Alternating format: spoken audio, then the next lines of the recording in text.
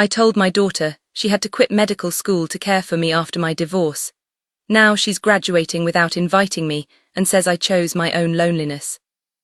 I told my daughter she needed to quit medical school after my husband divorced me because I couldn't handle living alone.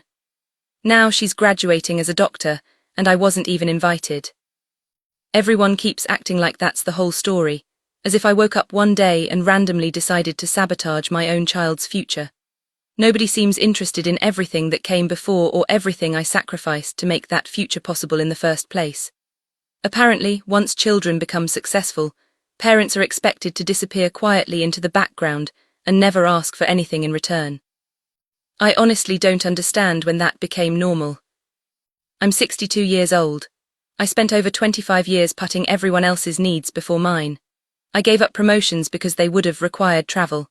I missed vacations because someone always had soccer practice or piano lessons or doctor appointments.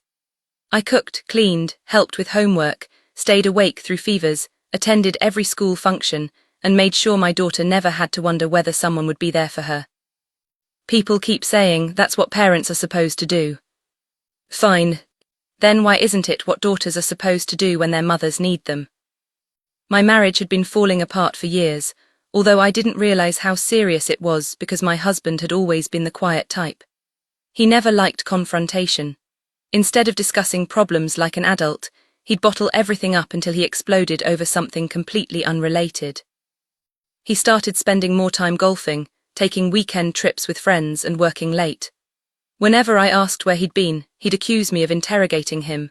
If I asked why he never wanted to spend time together anymore, he'd say I was being dramatic. Eventually, he started going to therapy by himself. I thought therapy was supposed to fix marriages.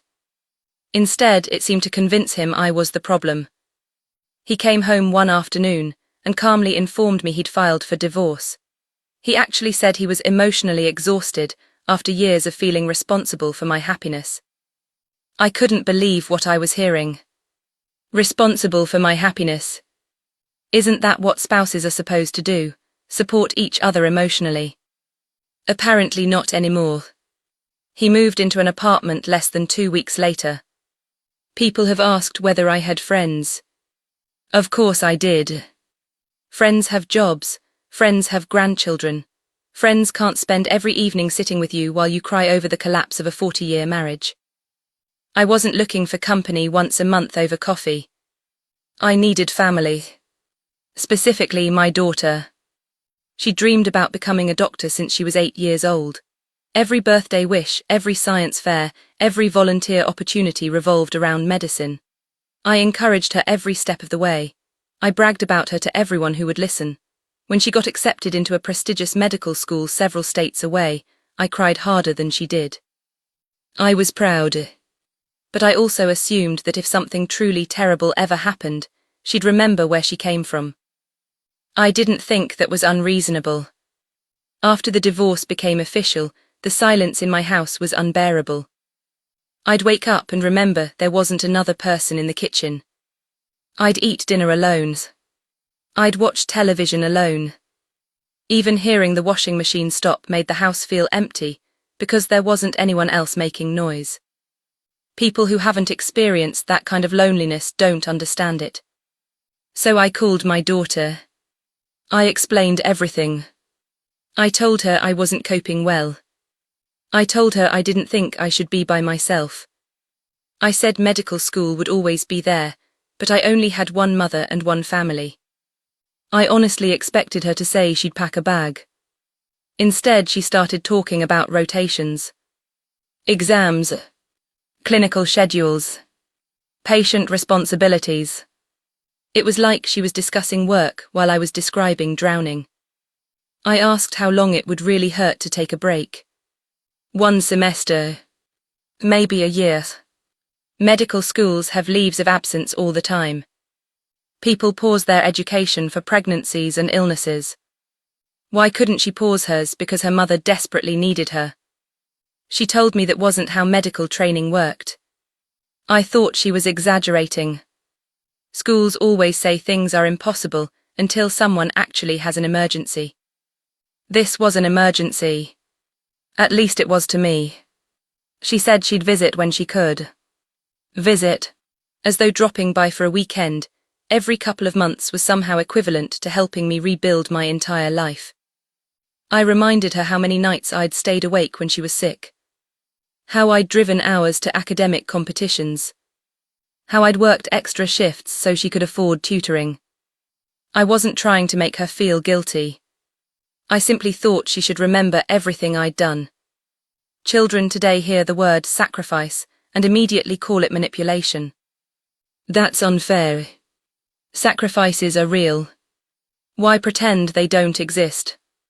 When she still refused, I began wondering whether she simply wasn't explaining the situation properly to her professors. Universities always claim to value compassion. So I called the administration. I wasn't demanding they expel her. I simply wanted someone to understand there was a genuine family crisis. I explained that her mother had just gone through a devastating divorce and desperately needed emotional support. They politely informed me they couldn't discuss a student's academic standing. I thought that was unbelievably cold.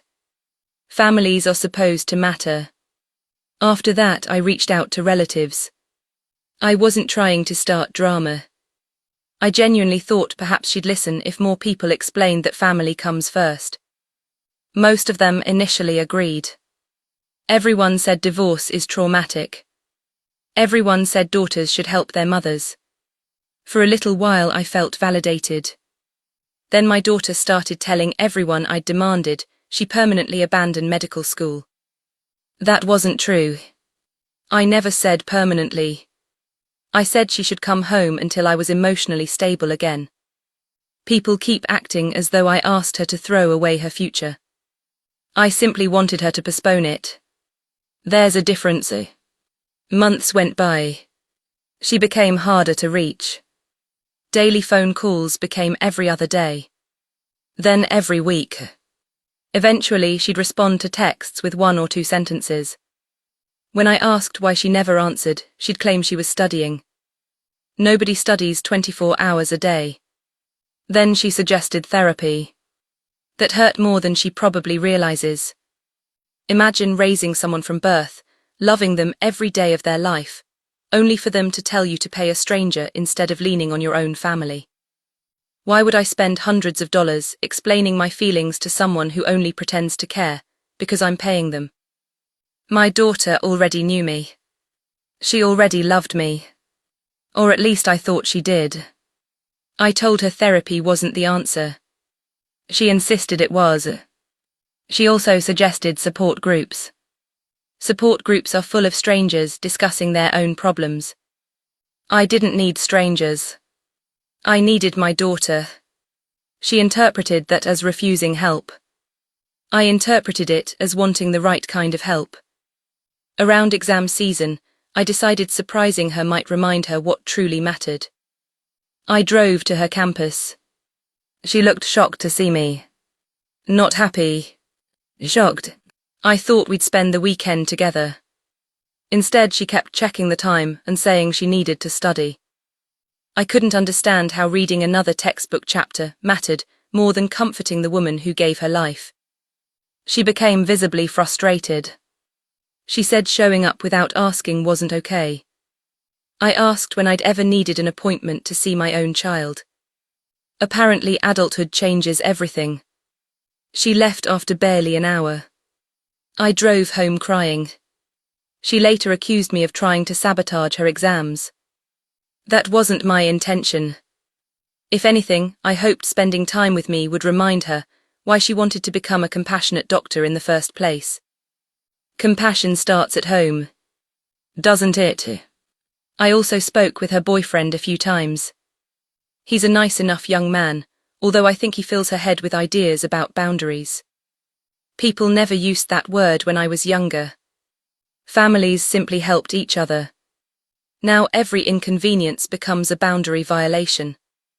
I asked him to encourage her to come home. He politely declined. Later, my daughter accused me of involving him. As though serious relationships don't naturally involve family discussions. I posted on social media a few times about how lonely divorce can be. I never mentioned her name. I simply wrote that some children forget who raised them once they become successful. Apparently everyone knew exactly who I meant. She called, furious, saying I'd turned private family matters into public entertainment. I said if the post didn't describe her, she shouldn't feel attacked. She didn't appreciate that logic. Gradually, relatives stopped agreeing with me.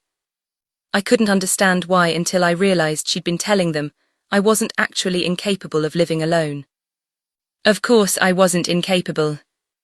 I never claimed I physically couldn't feed myself or pay bills. I said I emotionally couldn't handle being alone. There's a difference. People act like emotional suffering isn't real unless there's a diagnosis attached. My ex-husband even called one afternoon. Can you believe that? The man who left me had the nerve to lecture me about accepting reality. He said our daughter wasn't responsible for repairing my loneliness. Easy for him to say. He'd already moved on. I later heard he'd started dating someone.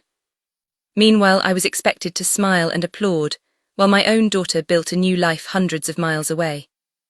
Years passed. Slowly, painfully. She finished every stage of medical school despite my repeated attempts to explain that success isn't everything. She matched into a residency. Everyone celebrated. Relatives shared pictures. People commented about how proud they were. I wondered whether anyone remembered I'd once been the center of this family. Then I learned she'd gotten engaged. Not from her. From my sister. Apparently everyone assumed I'd already known. I hadn't. When I asked why she hadn't told me, she said we'd grown apart because every conversation became an argument about what she owed me. I don't think that's fair. I wasn't keeping score. I was asking for gratitude. Those aren't the same thing. The final blow came a few weeks ago. My niece accidentally posted graduation photos before realizing they were supposed to stay within the family chat. That's how I found out. White coat. Graduation cap. Smiling with her fiancé.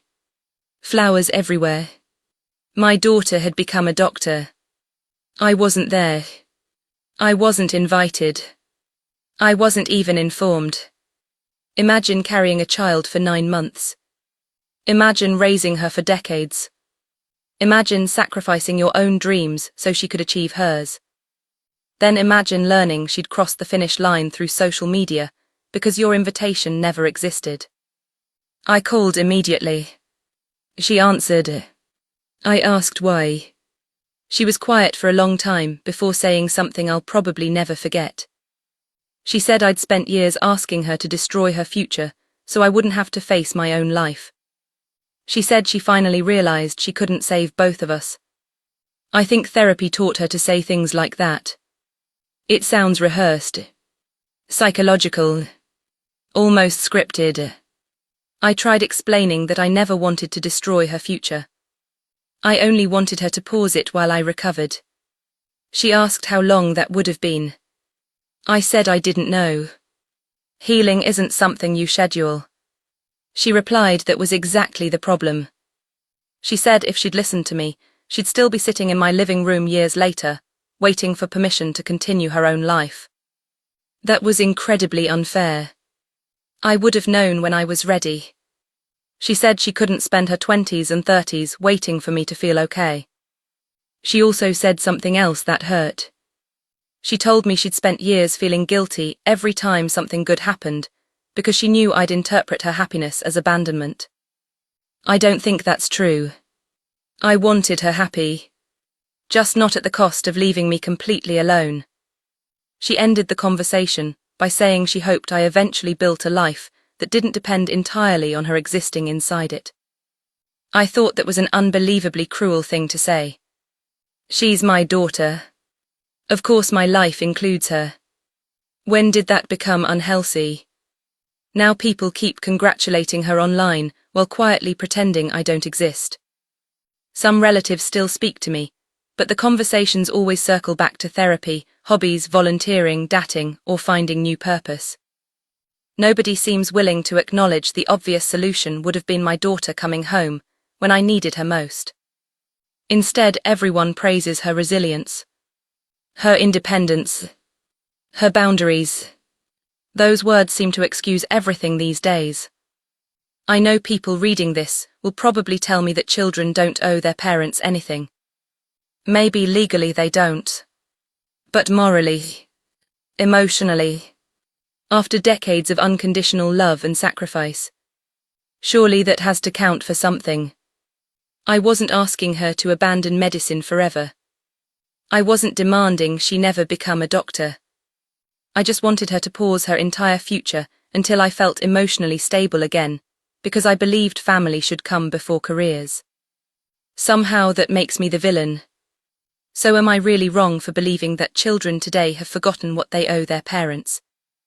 Or is everyone so obsessed with independence now that asking your own daughter to put her mother's emotional needs first is considered unforgivable?